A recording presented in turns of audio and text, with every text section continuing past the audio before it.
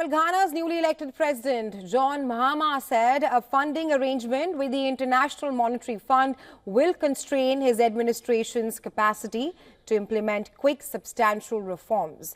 This follows a recent electoral victory that granted him a major mandate to address the country's severe debt crisis and high inflation.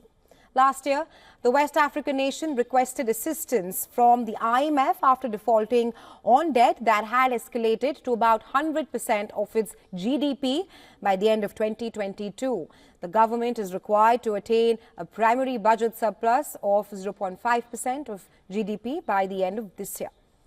This is as stipulated under the IMF program, and Mahama said what it means is that the budgets must align with the IMF program so that there's not much leeway in there for making the kind of radical reforms that you might immediately need to make. He added, "We already have requested some discussion with the IMF because we are not part of the negotiation of this program," unquote. Last week, the IMF indicated its willingness to renegotiate Ghana's $3 billion loan agreement with the next administration.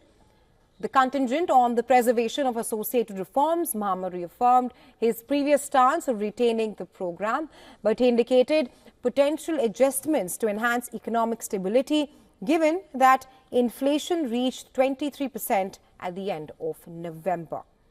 Mahama said bringing down inflation is the #1 priority. Stabilizing the currency is #2. Bringing the deficit down is #3. And those are the things that we need to look at moving forward.